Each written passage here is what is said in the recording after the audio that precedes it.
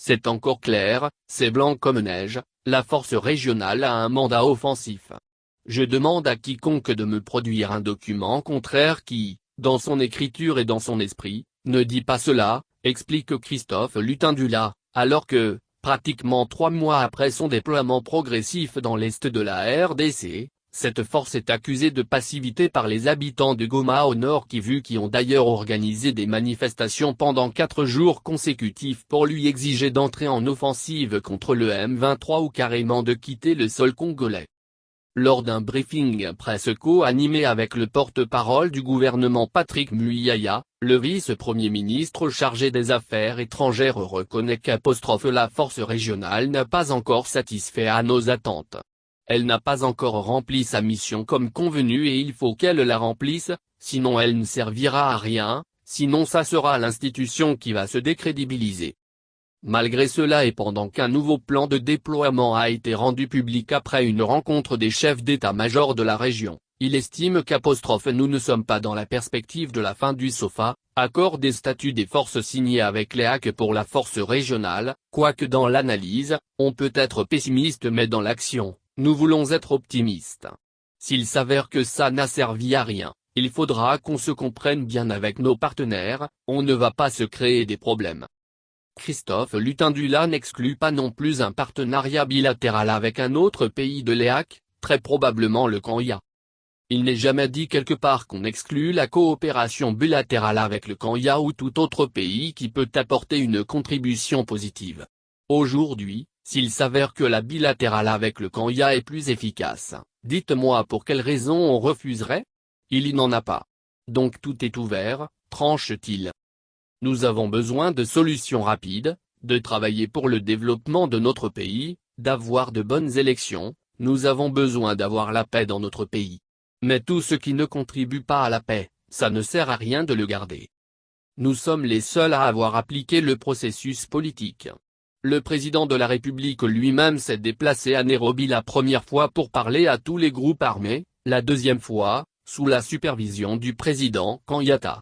Avant cela, il y a eu la descente à l'intérieur du pays et on a parlé avec au moins 54 groupes armés, explique le chef de la diplomatie congolaise.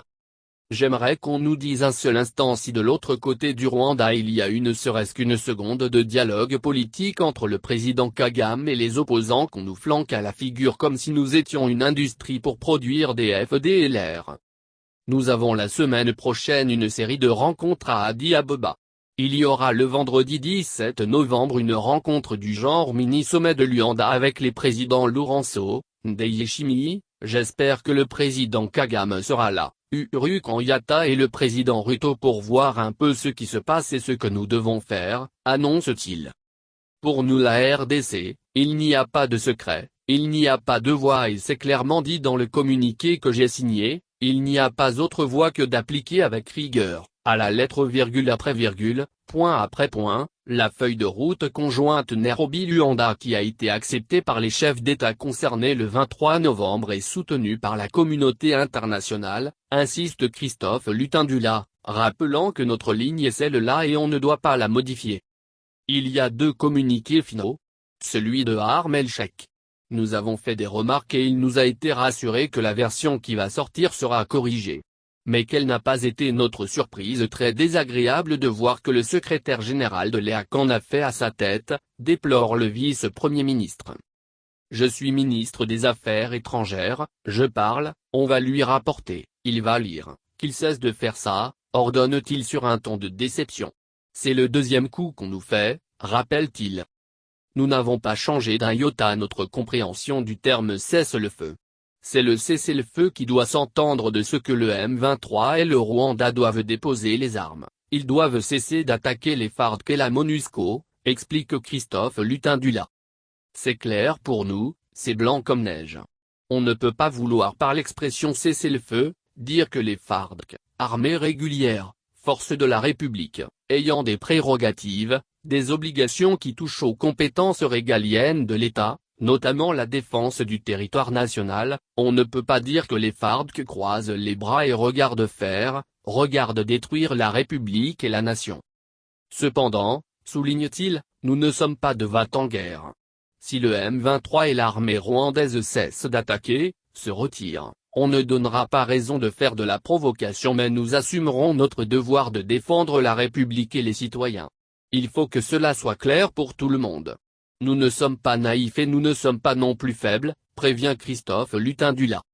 Pour nous, nous sommes ouverts au dialogue interne et externe, mais il y a un environnement qu'il faut créer.